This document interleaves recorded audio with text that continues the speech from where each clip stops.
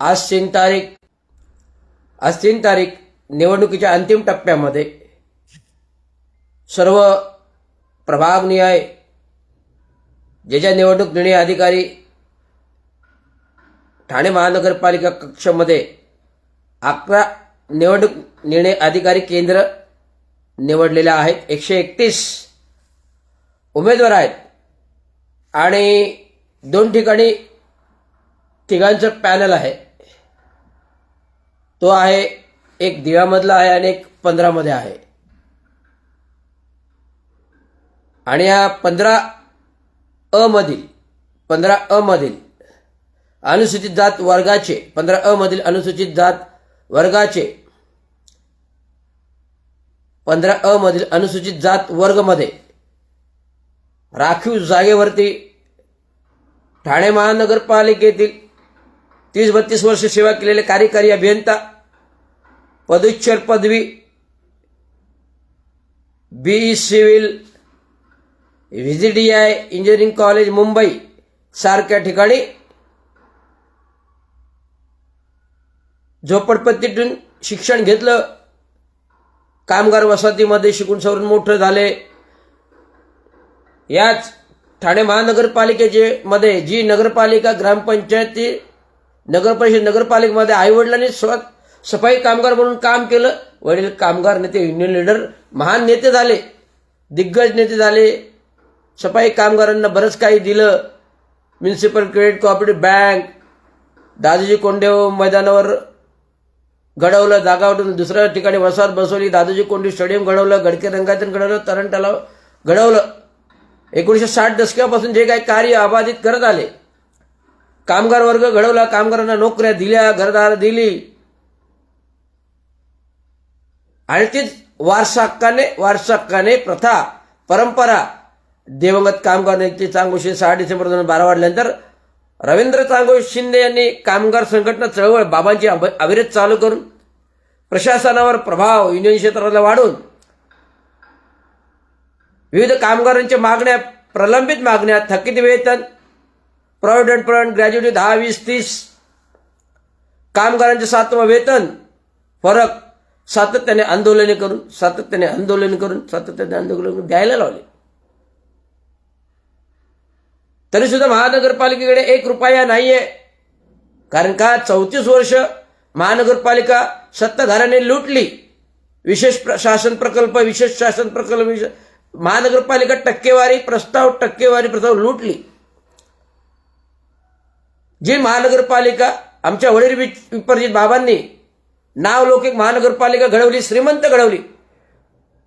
महाराष्ट्रातील मुंबईमधील 2 नंबरची महानगरपालिका श्रीमंत जर कोणी असेल तर ठाणे महानगरपालिका असेल, असं नाव लौकिक त्या काळच्या जुने जाणत्या लोकांनी मिळवून दिलं।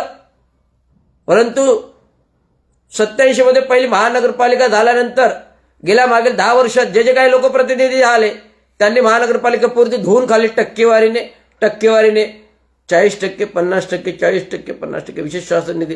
कोविड कालामध्ये 5 वर्षामध्ये 3,500 कोटीचा ऑडिटिंग नाहीये। विधानसभेत प्रश्न गाजले, कामाचा लेखापरीक्षण नाहीये। 2,500 ते 5,000 कोटीचं दायित्व आहे ठाणे महानगरपालिकेला, 1 रुपया नाहीये। ह्या ज्या काही निवडणुका घेतल्या जातात, जो शासन प्रणित निधी येतो त्याच्या अंतर्गत या महानगरपालिका, जो आयोगाकडून निधी येतो, महाराष्ट्र शासनाकडून निधी येतो, त्याच्या अंतर्गत या निवडणुका होत आहेत। परंतु कामगारांचे प्रलंबित थकीत गोष्टी अजूनही आहेत। 10, 20, 30चे फरक जो ठराव होऊन 2011 मध्ये झाला, आज 15 वर्ष झाली तरी ते ठरावाचा फरक मिळत नाहीये। फंडाचे पैसे गाडीचे अर्धे दिले जातात। टीएमटी कर्मचारी वर्ग 5-5 वर्ष सेवानिवृत्त होऊन त्यांना वेतन दिली जात नाहीत। परंतु आम्ही विशेष प्रकल्प हजारो कोटी रुपये खर्च करतोय। गडकरी रंगायत 60 कोटी का 36 कोटी रुपये केले। शिवाजी मैदान, शिवाजी टॉवर 60 करोड रुपये जे चांगला सुस्थितीत असताना तोडलं, टक्केवारी प्रस्ताव बनवलं। विधानसभा निवडणूक पुढे गडकरी रंगायचं रिपेअरिंगचं ऑडिट नाही, स्ट्रक्चरल ऑडिट नाही, गडकरीचं नाही आहे, शिवाजी महाराजांचं आहे, तरी पण ते तोडले आणि प्रस्ताव बनवले. ठाणे महानगरपालिकेचा प्रस्तावित भवन 5 पकडीमध्ये आहे, 4 माळ्याचे, तिथे कोणी बसत नाहीये. एक अधिकारी सापडत नाही. आपण 32 माळ्याचं 1000 कोटीचं ठाणे महानगरपालिकेचं 5 star hotel, Mumbai fort Nariman point तिथे 5 स्टार हॉटेल आहे टाटाचं. त्या प्रकारे ठाणे महानगरपालिका भवन पाडते. हे कशासाठी आणि कोणासाठी?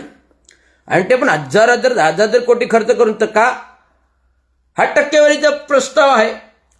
हैदराबादहून कोणतरी KMV कॉन्ट्रॅक्टर येतो, खासदार श्रीकांत शिंदेचं मित्र, त्याला ते कॉन्ट्रॅक्ट दिलं जातं. मग ते सेटिंग कॉन्ट्रॅक्टचे किती टक्केवारी मिळाली असेल आणि काम चालू होईल, बिलं मिळतील, त्याची टक्केवारी वेगळी. म्हणजे आम्ही फक्त टक्केवारीने फुगलोत. दरे गावा ठिकाणी हजारो एकर जमीन, आज आम्ही विमानाने जाऊन शेती करतो. 1 स्क्वेअर फूट जागा नसलेली व्यक्ती हजारो एकरची जमीन शेतीसाठी आणि विमानाने जाऊन शेती करतं.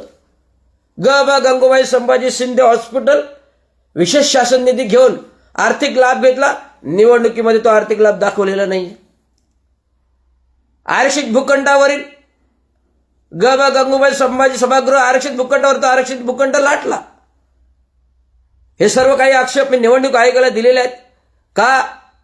जर अशा ठिकाणी अशा प्रकारचे अनधिकृत ठराव केले असतील, महानगरपालिकेमध्ये विविध प्रकारचे राबोडी येथील अनधिकृत नाल्यावर अनधिकृत रस्ता बनवला जातोय, अनधिकृत ठराव केला जातोय, आणि त्यासाठी तुम्ही एक प्रामाणिक अधिकारी काय संबंध त्याला निलंबित करताय. हे सर्व आक्षेप मी निवडणूक आयोगाला दिलेले आहेत. परंतु निवडणूक आयोग सांगून देखील 131 उमेदवार जे आहेत जुने जाणते, त्यांना नामनिर्देशित नॉमिनेशन फॉर्म देऊन उमेदवार म्हणून घोषित करत. हे लोकशाहीला काळिमा आहे.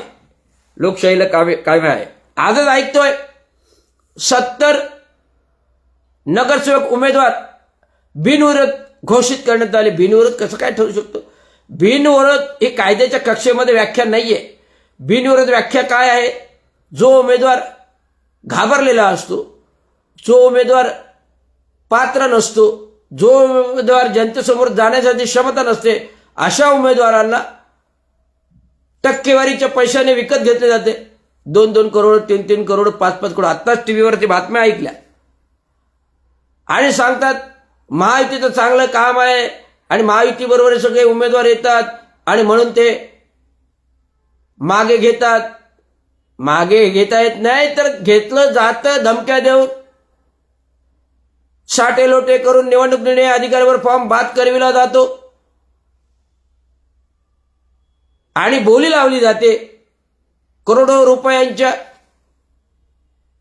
खोक्यांची बोली लावली जाते आणि त्यामुळे उमेदवार लोक, विरोधी पक्षाचे विरोधी प्रस्तावित लोक फॉर्म मागे घेतात. का घेतात याची चौकशी निवडणूक आयोगाने. मी आजच निवडणूक मुख्य महाराष्ट्र शासन T वाघमारे यांना मेल केला आणि मेल केल्यामुळे आजच लगेच त्यांची चौकशी डिक्लेअर झाली. मेल केला, सकाळी मेल केला. हा जो बिनविरोधीचा काही तो गेम आणि डावपेच आहे, नुसतं टीव्हीवरती बोलून काही होत नाही, तर त्यासाठी लिखित गोष्टी कराव्या लागतात. टीव्हीवरती बोलून काही होत नाही, त्यासाठी लिखित कायद्याने गोष्टी कराव्या लागतात. ते लिखित गोष्टी ह्या रवींद्र शिंदेने केलेल्या आहेत आणि मेल तात्काळ निवडणूक निर्णय अधिकारी मुख्य महाराष्ट्र शासनाने पाठवून त्यांनी याबाबतचा अहवाल संपूर्ण निवडणूक निर्णय अधिकारी विविध महानगरपालिकेतले मागवले आणि चौकशी चालू करण्याचं जाहीर केलेलं. एवढं सांगतो, हा माझा कार्यकुशल कामाचा लेखाजोखा अहवाल आहे, विजय आहे, जो S. रविराज रवींद्र चांगो शिंदे, कायद्याचा रक्षक, आरक्षण रक्षक, ब्लू पॅन्थर, महाराष्ट्राचा सिंह, भारताचा रक्षक, भारताचा आग्नेयास्त्र आहे. जो कोणी कायदा मोडीत काढेल, तर संविधान आणि घटनाचा कायदा मोडीत काढेल आणि चुकीच्या पद्धतीने अशा प्रकारचा कायदा झुकून DG निवडणूक आयोग यांना हाताशी धरून आपल्याकडे आपल्याकडे उमेदवार बिनविरोधपणे घेत असेल. प्रथमच पाहतोय परंपरा की महाराष्ट्राच्या महानगरपालिकेच्या निवडणूक 70 आमदार बिनविरोध घोषित. हे कुठेतरी न्याय व्यवस्थेला, हा लोकशाहीला कुठेतरी धोका आहे. त्यामुळे मी तात्काळ निवडणूक आयोगाला सकाळी पहाटेच मेल केला आणि मेल केल्यामुळे त्याचा इफेक्ट आज टीव्हीवरती आला आणि मुख्य निवडणूक आयुक्त महाराष्ट्र शासन टी वाघमारे यांनी चौकशीचे आदेश दिले. धन्यवाद. जय हिंद, जय भारत.